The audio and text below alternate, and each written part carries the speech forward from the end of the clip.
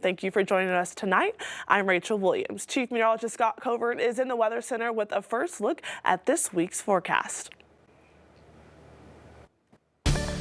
Not a bad day at all. Many of us in the 70s out there, some of us still holding on to those 70s despite the fact that sun is setting. It's a beautiful one out there. 72 Sallisaw and Boonville, 66 your number in Fayetteville, 67 currently in Van Buren and Alma. These numbers, of course, going to drop off overnight tonight, but tomorrow likely yet again shaping up to be another fantastic day. Back in the mid to upper 70s. We're going to get close to some all-time records that have been on the books since 1962.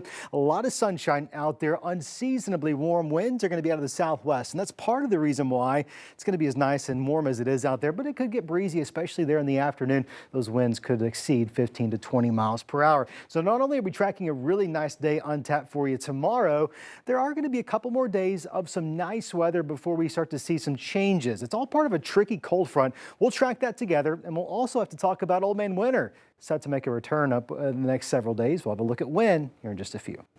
All right, Scott, thanks. New tonight, Arkansas State Police have announced the arrest of a suspect after a body was found near Interstate 40 rest area. Darius Simmons was taken into custody 4 weeks after the death of German Portillo Batres.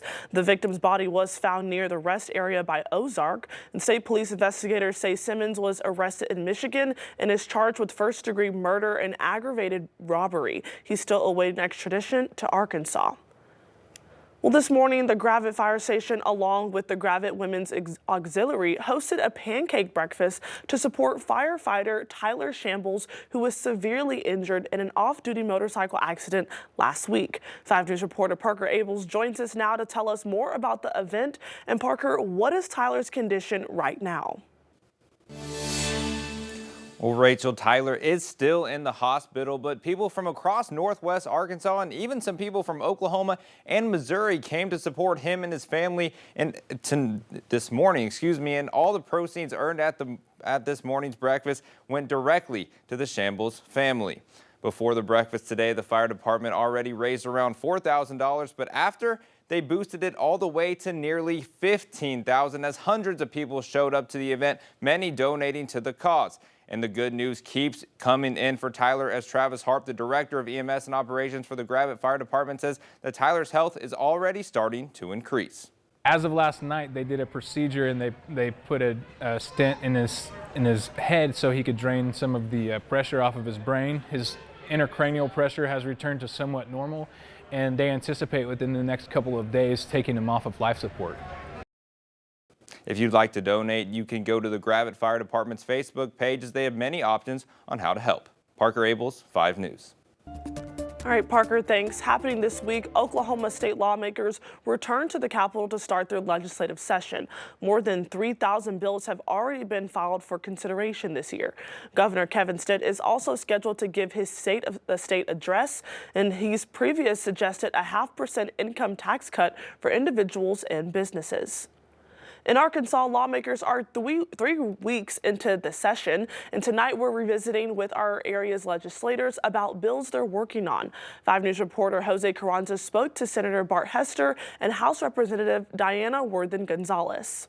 Education remains a focus of this state legislative session. Senate President Pro Tempore Bart Hester of Cave Springs is working on the Bell-to-Bell No Cell Act, letting students have their phones for emergencies, but otherwise having them put away from first bell to last bell. We've been testing it for a year in Arkansas, and we're seeing that the stricter the rules are on the phones, the happier kids are, and the better their test scores are. As an educator, Representative Dr. Diana Gonzalez-Worthen of Springdale agrees, saying it would benefit students' attention and mental health. Both legislators also support a bill that would provide free breakfast to all public school students in Arkansas, with funding from Arkansas's medical marijuana tax revenue. Look, we've got to take care of our kids. If they're hungry, they're not being educated well. I think that's wonderful. I would like to see now moving forwards for lunch as well. At the national level, Hester hopes President Donald Trump eliminates the Department of Education for state to control schools. We are hoping Donald Trump will eliminate the federal Department of Education and giving all those funds to the state in what we call a block grant and letting us educate the kids of Arkansas. Meanwhile, Gonzalez-Worthen says She's concerned about how federal policies affect her constituents as fear has struck her Hispanic majority district. She's working with her colleagues to see what can be done at the state level to provide support. There are some things that can be done, and that is knowing your rights and knowing that your children are going to be safe at school. Covering news where you live, Jose Carranza, 5 News. The U.S. Secretary of State Marco Rubio is on his first foreign trip this weekend. He's meeting with Panama's president. During the face-to-face meeting, Rubio told the Central American country they must reduce Chinese influence over the Panama Canal.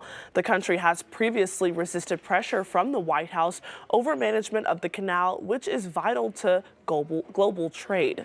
And President Trump has also signed a new executive order imposing steep new tariffs on goods from Mexico, Canada, and China. Canada responded hours later with retaliatory tariffs of its own, while Mexico said it was also planning to issue tariffs as well.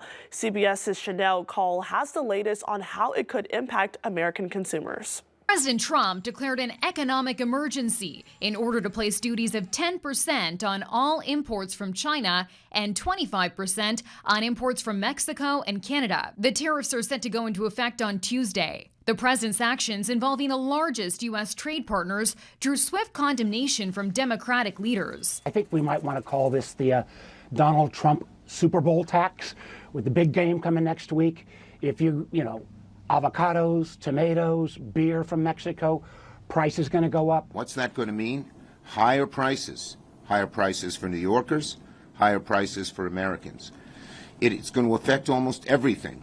Tariffs don't cause inflation, they cause success. There could be some temporary short-term disruption, and people will understand that. On social media, President Trump wrote that tariffs were necessary to protect Americans, to pressure the three nations to do more to curb the manufacture and export of illicit fentanyl. He also wants Canada and Mexico to reduce illegal immigration into the U.S. Absolutely. Fentanyl through Canada, human trafficking through Canada, also with China in that mix for fentanyl as well. Canadian Prime Minister Justin Trudeau pushed back. Our border is already safe and secure, but there's always more work to do.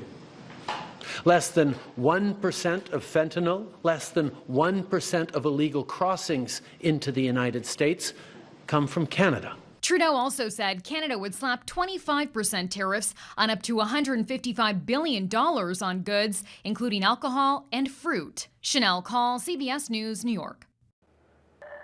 One of President Trump's executive orders called for the removal of DEI programs in the federal government, and that initially included videos or curriculum of Tuskegee Airmen in U.S. Air Force training. But last week, the Secretary of Defense reversed that order, leaving the videos of the basic Air Force curriculum. The Tuskegee Airmen, if you read the history, this is why it's important to understand the history, that they were not just a black group of people that were flying airplanes. They got the chance to do it because they were black. They did it because they were the most skilled aviation soldiers in the Army.